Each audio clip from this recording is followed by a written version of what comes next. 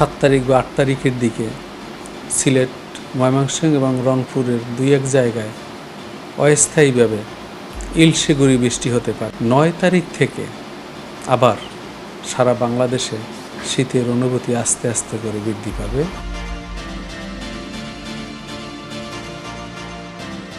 এই মুহূর্তে সারা বাংলাদেশে দিনের তাপমাত্রা বৃদ্ধি পেয়েছে। এই পরিস্থিতিতে কয়েকদিন শীতের অনুভূতির তীব্রতা লাঘব হবে বলে জানিয়েছেন আবহাওয়াবিদ ডক্টর মোহাম্মদ আবুল কালাম মল্লিক। সারা বাংলাদেশের দিনের তাপমাত্রা বৃদ্ধি পেয়েছে এবং পাবে। এই পরিস্থিতিতে সর্বোচ্চ এবং সর্বনিম্ন তাপমাত্রার যে পার্থক্য সেটাও বৃদ্ধি পাবে এবং শীতের অনুভূতির যে তীব্রতা তাও লাঘব হবে বলে আমরা আশা ব্যক্ত করছি। এ সময় তিনি জানান 7 অথবা 8 তারিখের দিকে সিলেট, ময়মনসিংহ ও রংপুরের 2-1 জায়গায় অস্থায়ীভাবে বৃষ্টি হতে পারে, আর এই বৃষ্টির কারণে আবহাওয়া শীতল হতে পারে। ফলে 9 তারিখ থেকে সারা দেশে আবার শীতের অনুভূতি আস্তে আস্তে বাড়বে এবং মৃদু ধরনের শৈত্যপ্রবাহ দিয়ে শুরু হয়ে সেটি তীব্র হতে পারে। 7 তারিখ বা 8 তারিখের দিকে সিলেট, ময়মনসিংহ এবং রংপুরের 2-1 জায়গায় অস্থায়ীভাবে ইলশে গুঁড়ি বৃষ্টি হতে পারে বা অতি সামান্য বৃষ্টি হতে পারে। এই বৃষ্টিপাতের ফলে ওই অঞ্চলে একটু ঠান্ডা হয়ে যাবে।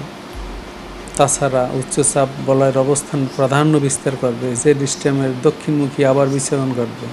ফলে 9 তারিখ থেকে আবার সারা বাংলাদেশে শীতের অনুভূতি আস্তে আস্তে করে বৃদ্ধি পাবে এবং মৃদু ধরনের শৈত্যপ্রবাহ দিয়ে শুরু হবে, সেটির তীব্রতা বাড়তেও পারে।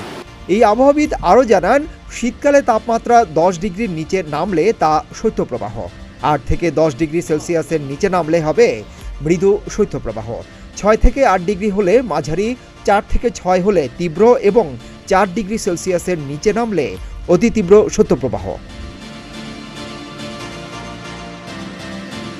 এদিকে দীর্ঘ মেয়াদী আবহাওয়ার পূর্বাভাসে এই আবহাওয়াবিদ জানান, এই জানুয়ারি মাসে আরও 1 থেকে 2টি মাঝারি থেকে তীব্র শৈত্যপ্রবাহ হওয়ার সম্ভাবনা রয়েছে। এর মধ্যে একটি শেষ হয়েছে, বাকি 2টি মাস জুড়ে হবে। যে জানুয়ারি মাসে 1 থেকে 2টি মাঝারি থেকে তীব্র শৈত্যপ্রবাহ হওয়ার সম্ভাবনা আছে এবং 2 থেকে 3টি মৃদু ধরনের শৈত্যপ্রবাহ হতে পারে এই জানুয়ারি মাসে।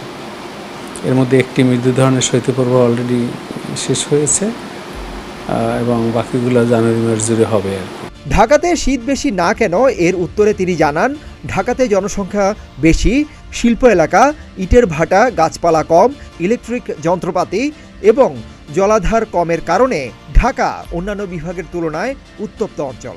তীব্র বা অতি তীব্র শৈত্যপ্রবাহের অতীতের কোনো রেকর্ড নাই, কারণ ঢাকা আরবান এরিয়া, জনসংখ্যা বেশি, শর্ট লাইফ ক্লাইমেটসের পরিমাণ বেশি, ইন্ডাস্ট্রিয়াল প্রোন এরিয়া, চারিদিকে ইটের ভাটা, ভেজিটেশন কভারেজ কম, আর অনেক নিয়ামক আছে।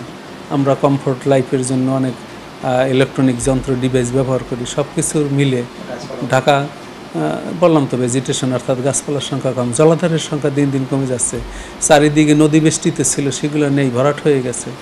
ফলশ্রুতিতে ঢাকা একটু উত্তপ্ত অঞ্চল হিসেবে বিবেচিত। শীতকালেও ঢাকা তুলনামূলকভাবে তাপমাত্রা একটু বেশি থাকে।